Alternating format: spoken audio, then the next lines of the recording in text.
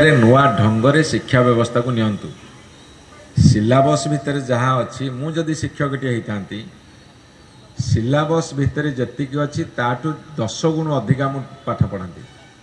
ଯାହା ସିଲାବସ୍କୁ ପଢ଼େଇ ସାରିଲା ପରେ ଆହୁରି ସମୟ ବିନିଯୋଗ କରି ପିଲାଙ୍କୁ ଦେଶ ଦୁନିଆର କଥାଠୁ ଆରମ୍ଭ କରି ଆଚାର ବ୍ୟବହାର, ଯେଉଁଟା ମ୍ୟାନର, ବିହେଭିୟରାଲ ଆଟିଚ୍ୟୁଡ଼, ବିହେଭିୟରାଲ ଆସ୍ପେକ୍ଟ, ମ୍ୟାନର, କର୍ସି, ଏସବୁ କଥା ମଧ୍ୟ ଶିକ୍ଷାଠୁ ଆରମ୍ଭ କରି ପଏଣ୍ଟ ଆଉଟ୍ କରିଦେବୁ।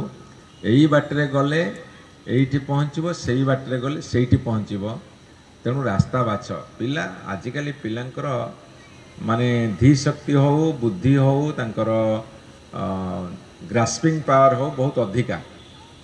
ଆମେମାନେ ଯେଉଁ କଥାକୁ 15 ବର୍ଷ ବୟସରେ ଧରୁଥିଲୁ, ଆଜିକାର ପିଲା 7-8 ବର୍ଷ ବୟସରେ ସେ କଥାକୁ ଧରୁଛନ୍ତି। ଆମ ଜେନେରେସନ୍ ଭିତରେ ଏଇଟା ହେଉଛି ତଫାତ୍। ଏଇ ଯେଉଁ ନୂଆ ଛୁଆ ସବୁ ଅଛନ୍ତି, ଆମକୁ ଯେଉଁଟା 20 ବର୍ଷରେ ବୁଝିଥିଲୁ